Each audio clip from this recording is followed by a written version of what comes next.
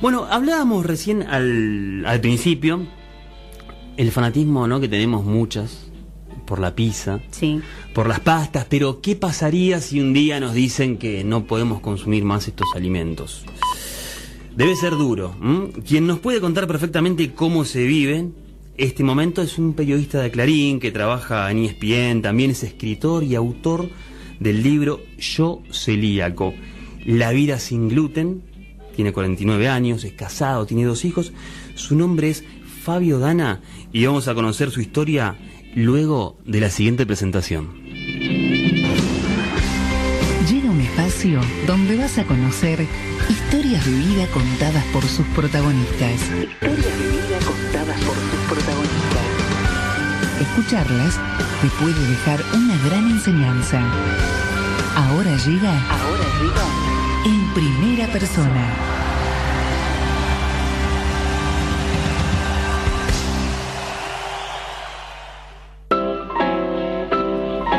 Bueno, ya estamos al aire con Fabio Dana, lo saludamos. Muy buenas noches, Fabio, ¿cómo estás? Leo y Mariana te saludan. Hola, muy buenas noches, ¿cómo están? Muy bien, bueno, gracias por estar. Por favor. Y, claro, vos sos como la otra pata, habló la médica, ahora necesitamos en primera persona. El paciente tenés ahora. Claro. Paciente que es escritor encima y que comunica muy bien. Así que la primera pregunta es, ¿cómo te diste cuenta que eras celíaco? Y contame cuáles eran tus comidas preferidas antes de esto. Bueno, mira, mi dieta básicamente eran las pastas, la pizza, las empanadas, las tartas, las galletitas de agua, todo lo que cuando después de enterarme que era celíaco tuve que dejar de comer, ¿no? Claro. Así que fue un sacudón importante en mi alimentación y en lo cotidiano, en los hábitos alimenticios. Me enteré, te diría, por casualidad. Yo no soy un celíaco asintomático. Me enteré después que existían los celíacos asintomáticos. Yo no tengo síntomas. Viste que en general se habla de celíaco, tiene dolor abdominal, le duele la panza, come algo y le cae mal, sobre todo si come harinas. Sí. Y en mi caso yo no tenía nada de eso. O sea, yo comía mucha harina y no tenía síntomas. Pero después de unas fiestas donde había comido de más, tuve una semana donde estaba con un poco de malestar y una gastritis que me duró un par de días y consulté a una gastroenteróloga por rutina más que nada, ¿no? Claro. Y bueno, y ahí la gastroenteróloga me hizo una serie de preguntas, me revisó, me dijo que no tenía nada importante, pero me mandó a hacer una serie de análisis de rutina y me preguntó si tenía algún antecedente de celíacos en mi familia. Y cuando me preguntó, yo la miré medio extrañado, ¿no? Porque yo lo poco que sabía hasta ese momento sobre la enfermedad celíaca era que si comías gluten o harinas te caía mal. Claro. Y yo justamente comía muy seguido y no tenía problemas. Pero bueno, me hice el estudio que me mandó a hacer, un análisis de sangre de rutina, donde se pidieron algunos anticuerpos específicos, ¿no?, para detectar si puede ser celíaco o no. Y después de unos meses que lo tuve el examen en un cajón ahí tirado, después de unos meses fui a consultar al médico clínico con ese estudio y ahí el clínico me dice, mira, ¿sabías que era celíaco? Y ahí me enteré, así, medio de sorpresa. ¿Cuál fue tu reacción en ese momento? Y fue, bueno, sorpresa, un poco una mezcla de cosas, ¿no? Si bien sabía que más o menos a grandes rasgos que era la celiaquía, no tenía muy claro que se tenía que seguir un tratamiento, cómo tenía que manejarme a futuro. Es un momento como de incertidumbre, de investigación, porque empezás a preguntar, querés saber cómo te vas a manejar, qué podés comer, qué no. Al principio, bueno, extrañado, digamos, y también como esperando a ver qué tenía por delante para comer. Imaginaba que me iba a encontrar con cosas muy parecidas a las que yo venía comiendo. Por ejemplo, la pizza o las empanadas, pensaba que iban a ser iguales de ricas. Y el sabor, y después te vas dando cuenta que no es así, ¿no? Digamos que la textura, el sabor de una pizza que vos podés ir a comer en una pizzería, por ejemplo, no la encontrás en una pizza libre de gluten. Si bien en los últimos años cambió la elaboración y se producen cosas muy ricas, el sabor es distinto. Y no solo el sabor, sino después los hábitos que tenés que modificar, porque vos de un día para otro te encontrás con que tenés que salir de tu casa y ya prevenir qué vas a hacer durante el día, si vas a comer afuera, tenés que llevarte o una vianda, o pensar que si tenés una reunión a la noche tenés que comer antes para salir, porque ya no podés consumir lo mismo que consumen los demás. Esto es un cambio como muy, muy importante que tenés que hacer en tu vida. Claro, Fabio, y hablando de estos cambios, ¿cómo se adaptó el resto de la familia a que vos seas celíaco? ¿Qué cambió en su rutina, en sus hábitos? Bueno, acá en casa, que somos 4, en general, bueno, a mi mujer le gusta cocinar, así que es una ventaja. Yo soy bastante malo cocinando, lo cocino poco, pero ella, que le gusta cocinar, empezó a experimentar un poco conmigo, ¿no? Y con las nuevas harinas también. Y bueno, ella me cocinó bastante al principio y todavía me sigue cocinando. Fue probando con distintas harinas, distintas marcas. Por ejemplo, algunas cosas logramos hacerlas que sean comunes para todos, como por ejemplo, si hacemos milanesas ahora, las milanesas las usamos con el mismo rebozador que se usa que uso yo, digamos, para una harina libre de gluten, digamos, ¿no? Entonces, en ese sentido, las milanesas son todas iguales. Y en algunos otros aspectos donde se pueden comprar productos libres de gluten que todos podamos consumir, lo hacemos. Y más que nada, bueno, aparte de este caso específico, yo te digo, el rebozador, está también el cuidado obvio y lógico que hay que tener por el tema de la contaminación cruzada, que escuché hace un rato que la doctora lo comentaba muy bien, sobre todo tratar de no contaminar una fuente, una plancha, una mesada, digamos, que no esté contaminada con gluten a la hora de preparar un alimento libre de gluten. Así que hubo que, bueno, reorganizar un poco la cocina y la dieta en la familia. Bien, antes de meternos de lleno en el libro, ¿cómo es la oferta gastronómica libre de gluten, ¿no? A la hora de ir a comer afuera, ¿tenés mucha variedad, no? ¿Con cómo son los precios? ¿Con qué te encontraste? Pues es un mundo nuevo también, seguramente. Sí. Bueno, el tema de los precios que vos mencionás te diría que es el problema principal, o una de las cuestiones que más preocupan hoy a los celíacos, ¿no? Son los precios son muy, o sea, ya vivir en la Argentina en general es costoso, claro, y los precios para los celíacos son todavía más caros. Para que te des una idea, si vos vas a comprar un paquete de fideos en un supermercado, en un paquete de fideos común puede estar, no sé, 25 o 30 pesos, y un paquete de fideos para celíacos está a 100. Bueno, ese nivel es la diferencia, ¿no? Sí. Muy grande. Entonces, bueno, en ese sentido, a nivel precios es una diferencia importante. Después, en cuanto a oferta, la ciudad de Buenos Aires y Gran Buenos Aires sí tenés muchos lugares o bastantes lugares para ir a comer, sobre todo más en zona norte, en Palermo, Belgrano, Recoleta. Más para el lado sur de la ciudad tal vez es más difícil.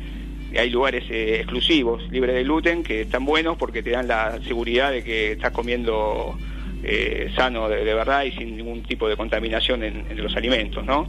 Son lugares que de repente son más caros también, pero te dan esa certeza.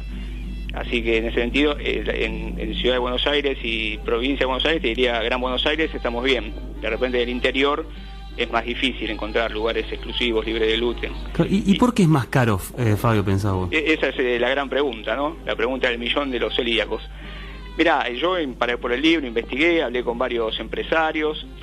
Ellos, por un lado, dicen que las harinas son un poco más caras que las harinas tradicionales, ¿no? Claro. Nosotros, las harinas para celíacos son premezclas en general, de arroz, garbanzo, maíz. Por un lado dicen que son un poco más costosas, y después hablan de que son empresas más chicas que las empresas que suelen distribuir los productos comunes, digamos, que come la mayoría de la población. Hablan de que son muchas pymes, son empresas más chicas que tienen menos llegada a los comercios o al resto del país y producen una escala menor, entonces eso les encarece el producto. Así que bueno, esos son algunos de los factores, ¿no? Pero bueno, también está, la mayoría de los empresarios son honestos, también está el que se aprovecha de la necesidad, ¿no? De que es un nicho, digamos, donde el celíaco de repente no tiene muchas opciones, muchas veces tiene que terminar consumiendo la oferta que hay porque no puede comer otra cosa. Si no, claro, la opción es, bueno, puedes comer, obviamente, si no comes panificados, puedes comer carne, pollo, verduras, frutas, pero hablando de panificados, se hace más difícil encontrar opciones. Bien, Fabio, contame ahora cómo te metes cómo te sumergís en este proceso del libro. Vos ya escribiste un libro, ¿no? Hace unos años escribí un libro sobre Boca. Sobre Boca. Sí, señor. ¿Y cómo es este proceso ahora? ¿Cuándo empezás a escribir el libro? O sea, ¿apenas te enterás de esto? ¿Después? Contame un poco ese proceso. ¿Cuándo empieza? ¿Y qué te produjo escribirlo? Sí. Bueno, cuando yo me enteré hace ya 3 años y pico que era celíaco, como bueno, al ser periodista escribí varias notas, investigué un poquito sobre el tema, escribí una nota para el diario Clarín, en Mundos Íntimos, donde donde conté en primera persona también cómo fue la experiencia. Y bueno, y con el correr de los años, a partir de escribir y de entrevistar a muchos profesionales, un día un compañero del diario, Hernán Firpo, me dice, y bueno, ahora ya que escribiste tantas notas, ¿cuándo sale el libro de celíacos de Fabio Dana? Y a él ahí como que sembró la semilla, ¿no? Y al principio me pareció raro porque yo no pensaba que un libro escrito en primera persona sobre celiaquía le podría interesar a alguien. Después, con el tiempo, entendí que de repente lo que me pasa a mí estaba bueno contarlo porque podía representar un montón de celíacos en el país, ¿no? Que sienten lo mismo que yo, tienen los mismos problemas, las mismas angustias, las mismas preguntas. Y bueno, y ahí fuimos a la editorial País 2 con la propuesta y la editorial le pareció interesante y ahí empezamos a trabajarlo. Lo que tiene de original el libro, te podría decir, es que está escrito en primera persona. Claro. Yo cuento desde mi experiencia de celíaco, cómo fui viviendo el proceso desde el diagnóstico hasta presente, ¿no? A diferencia que tal vez de otros libros donde hay muchas recetas de cocina, ¿no? O tiene que ver más con la comida. Acá yo cuento un poco toda la vivencia, digamos. ¿Qué mensaje es el que vos querés dar a través del libro? El mensaje termina siendo positivo, ¿no? Como que al principio yo cuento lo que te decía al principio de la entrevista, también narro un poco los primeros días de incertidumbre, de angustia, de pensar si no será algo más grave que la celiaquía, lo que estoy teniendo, que nos pasa a muchos. Y bueno, y después el transcurrir y entender que no es tan, cuando te vas acostumbrando y vas aprendiendo y te vas informando, que no es tan grave, ¿no? Es una cuestión de cambiar de hábitos, de ser responsable con la alimentación. Y hoy en día, la verdad, comparando lo que es la celiaquía hoy, la enfermedad celíaca hoy, con lo que era hace 15, 20 años, la verdad que muchos dicen que es Disneylandia, ¿no? Sobre todo en Argentina, donde realmente el celíaco vive bien, es un país amigable porque hay mucha información, hay lugares para ir a comer, si bien queda mucho por hacer, el mensaje que yo doy termina siendo positivo, ¿no? Como que se creció mucho, se mejoró mucho, queda todavía mucho por hacer, pero estamos en el buen camino. ¿Cómo es, por ejemplo, haber una reunión social tuya, por ejemplo? Tenemos amigos en común, poner que mañana nos juntamos, no sé, nos están escuchando ahora con Héctor, con Javier, que le mandamos un saludo. Saludo, nos juntamos a comer. ¿Cómo te manejás vos? Obviamente, bueno, en este caso sabemos, pero pinta una reunión social. ¿Vos llevás algo? ¿Cómo te manejás ahí? Sí, mirá, al principio iba a una reunión social y medio que esquivaba, vos viste que a veces pasan las bandejeadas, ¿no? Claro. Y está ahí la reunión y vos estás en el medio y yo iba esquivando las bandejas como si tuvieran, vas a ver, algún virus extraño, ¿no? Me movía, me iba para todos lados, trataba de no mirar. Pero bueno, después te vas adaptando. Yo muchas veces como antes de ir, si es una salida tarde, trato de comer en casa. Otras veces, si por ejemplo nos juntamos en la casa de algún amigo y ellos piden pizza y empanadas, yo pido también pizza y empanadas, o las llevo, las compro antes y las llevo. Hoy en día hay locales de comidas, cadenas de comida que, por ejemplo, te venden pizzas y empanadas también, puedes pedir milanesas también, puedes pedir hamburguesas también, en lugares de comidas que son masivos, ¿no? Que llegan a todos lados. Entonces uno se va armando la rutina. Yo muchas veces me aprendí a organizarme en ese sentido, ¿no? Claro. Me llevo la vianda y bueno, y comparto con los demás como uno más. Algo que aprendí también al escribir el libro, hablando con profesionales, es que no hay que darle valor al encuentro con los amigos por el encuentro en sí mismo, ¿no? No solo por la comida. Sí. Porque bueno, si no, como que dejas de lado o perdés un montón de cosas. Lo importante es ir al encuentro social y bueno, y la comida en definitiva pasa a ser algo secundario.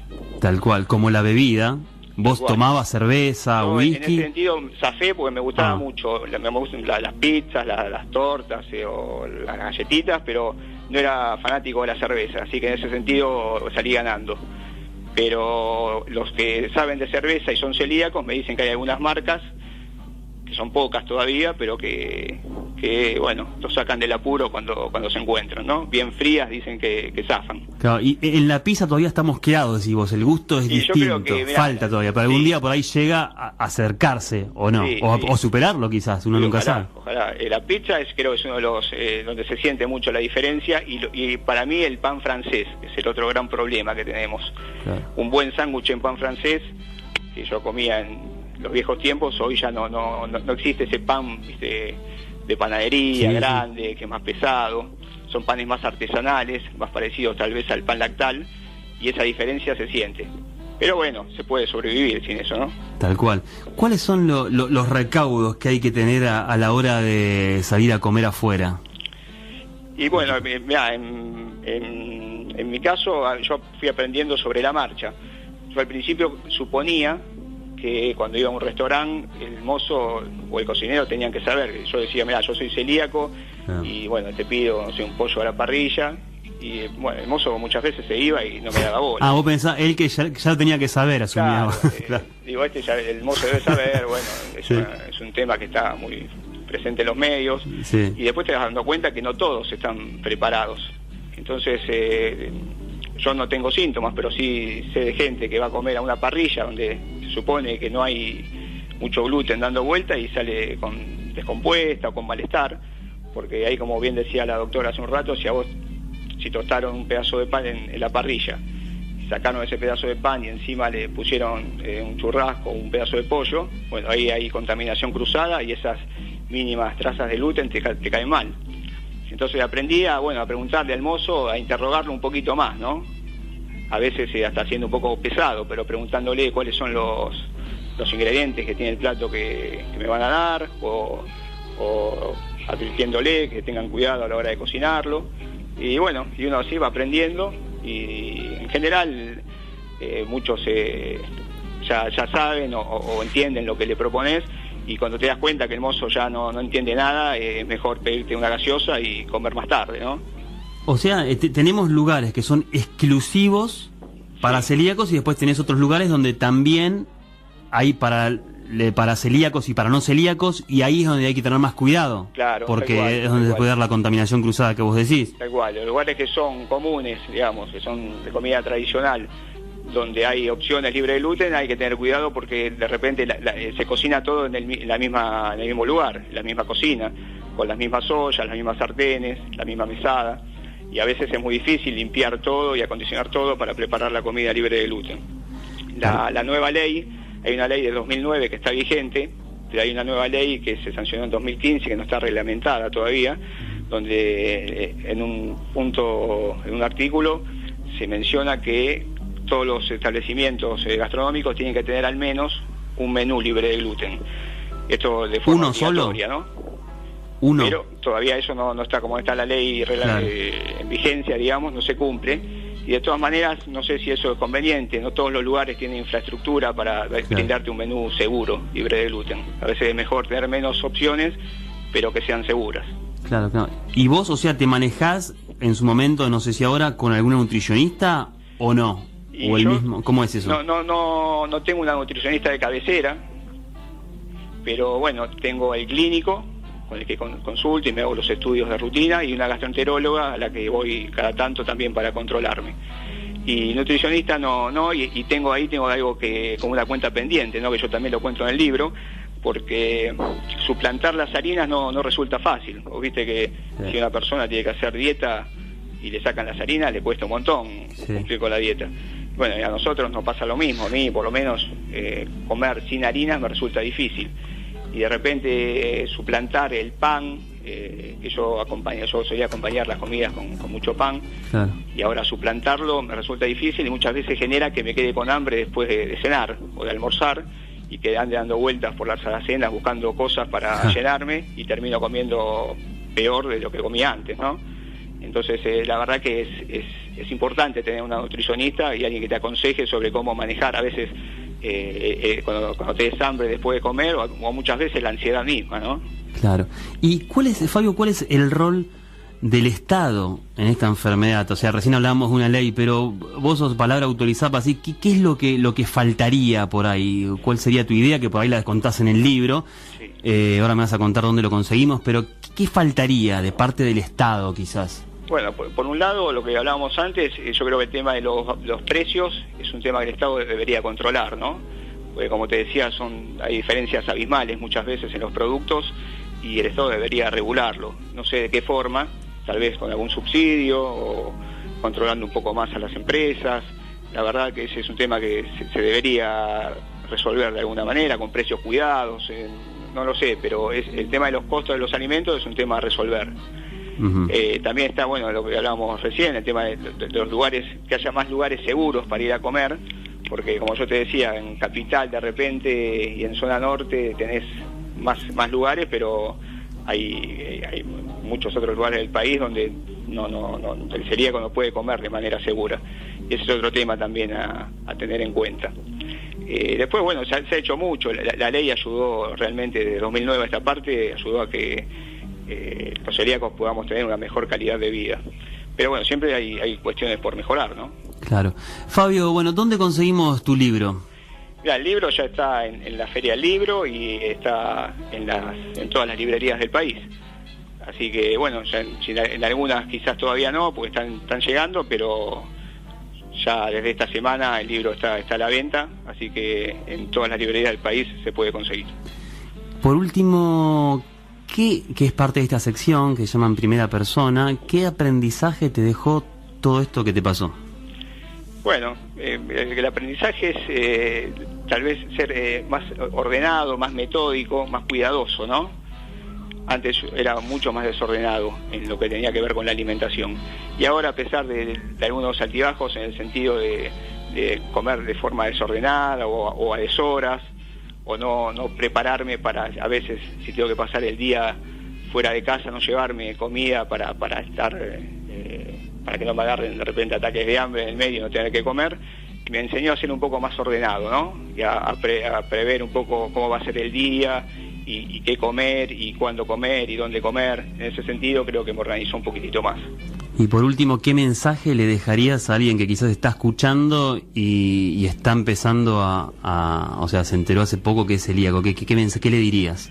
Bueno, le diría que lo tome con calma, que no es tan difícil, aunque al principio parezca difícil, no es tan difícil, y que con el tiempo las cosas se ponen de vuelta en su lugar y realmente se puede tener una vida sana, plena, feliz, siendo celíaco, y pasarla muy bien igual. Así que es un tema que lleva tiempo, pero que al final del camino termina siendo todo positivo. Fabio, te agradecemos muchísimo que hayas pasado por Noticias de Salud. Bueno, Leo, gracias, muchas gracias por el llamado, saludos a todos allí, bueno, y a ver cuándo nos vemos en algún momento con los amigos en común. Claro que sí, abrazo gigante. Abrazo, chao, chao.